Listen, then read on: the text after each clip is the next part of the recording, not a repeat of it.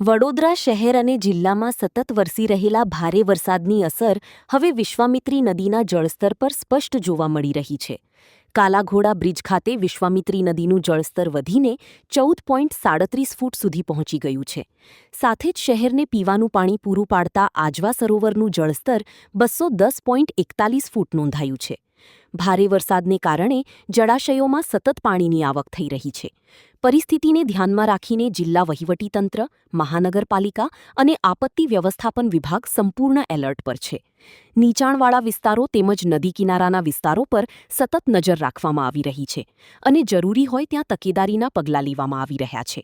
તંત્ર દ્વારા નાગરિકોને અનુરોધ કરવામાં આવ્યો છે કે તેઓ વિશ્વામિત્રી નદીના કિનારે ન જાય, પાણી ભરાયેલા રસ્તાઓ પરથી પસાર થવાનું ટાળે તેમજ માત્ર સત્તાવાર સૂચનાઓની જ પાલન કરે.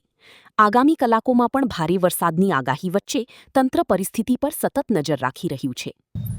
આજે વિશ્વામિત્રી નદીનો જે ગઈકાલ કરતાં આજે પાણીની સપાટી વધી રહી છે. લેવલ વિશ્વામિત્રી નદીને ત્યાં વિઝિટ કરી છે. તેનું લેવલ જે રીતે વધી રહ્યું છે, છતાં પણ ભગવાનની મહેરબાની ગણો કે વરસાદ આપણે નહેવત પ્રમાણે જે પડી રહ્યો છે અને જે સપાટી હજુ સુધી કોઈ એટલી વધી નથી કે વિસ્તારોમાં જાનહાનિ કંઈ થાય.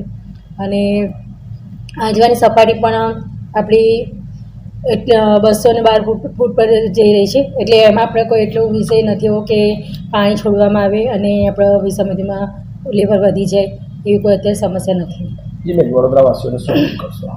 વડોદરાવાસીને જણાવવાનું કે ટોલ ફ્રી નંબર પર આપેલો છે, તેમજ જો એ નંબર ના લાગે કે ઇમરજન્સીમાં તમે કોન્ટેક્ટ ના કરી શકો એનાથી, તો તમારા વોર્ડના કાઉન્સિલર દ્વારા કે કોઈ બી રીતે અમારો સંપર્ક સાધવાનો પ્રયત્ન કરો અને પરિસ્થિતિની જાણ કરો, જેથી કરીને અમે પણ અમારી ટીમ સાથે તમારી હેલ્પ કરી શકીએ અને મદદરૂપ થઈ શકીએ.